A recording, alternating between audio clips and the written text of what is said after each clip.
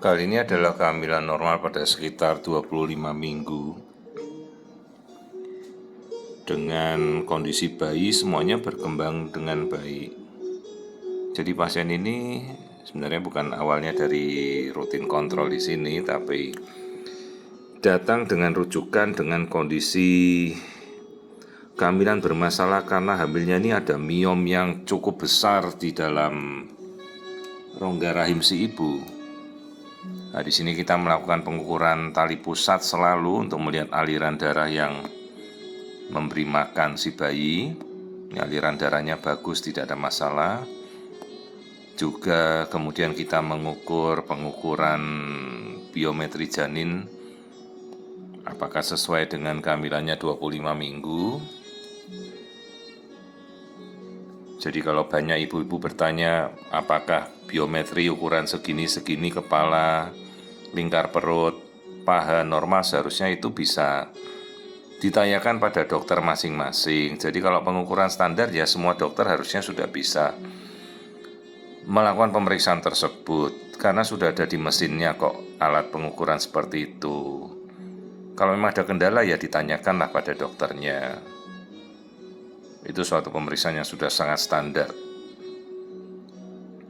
Nah, seperti ini kita mengukur biometri dari ukuran diameter kepala, terus lingkar kepala, dan jika ibu-ibu ingin mengetahui ya tanyakan saja dari pemeriksaan tersebut. Langsung di mesinnya sudah ada grafiknya kok, sudah ada tabelnya itu untuk mengukur pengukurannya. Nah, ini kita ngukur lingkar perut. Oh, cocok semua pengukurannya dengan 25 minggu. Terus yang terakhir ini tulang paha, tulang kaki.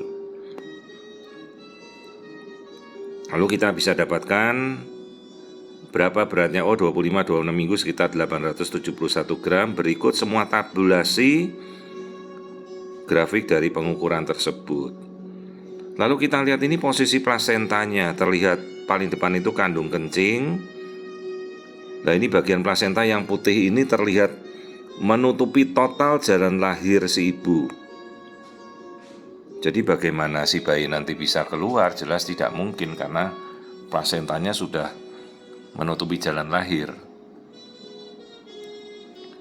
Permasalahannya bukan cuma plasenta saja yang menutupi, ini ada masalah lain di mana ada miom besar yang berada pada rahim si ibu. Jadi kita lihat ini ketubannya semuanya bagus, kita bisa melihat tampilan wajah bayi juga sangat jelas, tidak ada masalah. Hanya miom ini akan merebut makanan si bayi karena tumbuhnya bareng.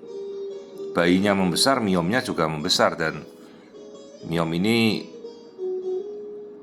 terpengaruh oleh hormon estrogen dari ibu dan jenis kelamin bayi juga.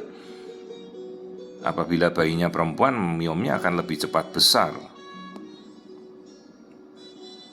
Nah, ini kita masih melihat posisi bayi. Nah, ini kita lihat satu bongkah ini adalah miom.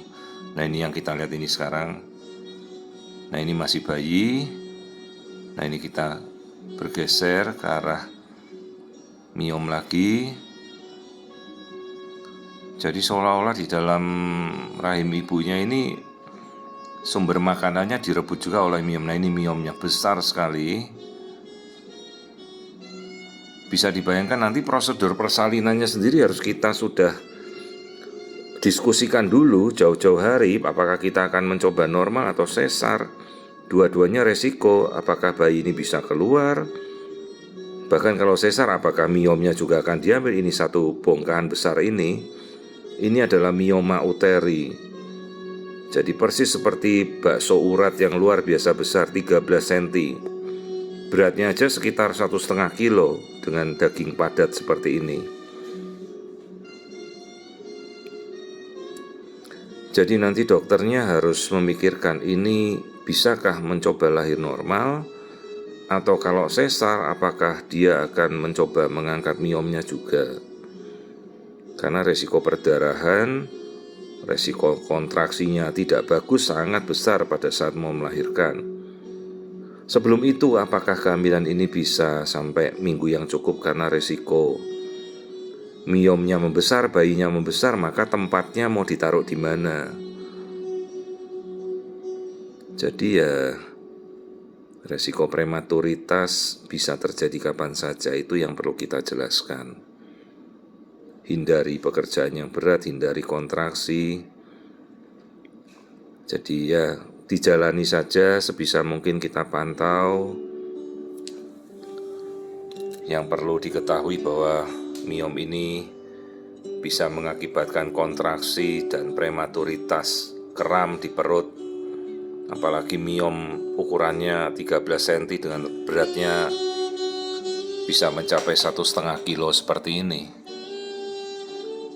Bayi sendiri tidak ada masalah, bayi keseluruhan tampak normal.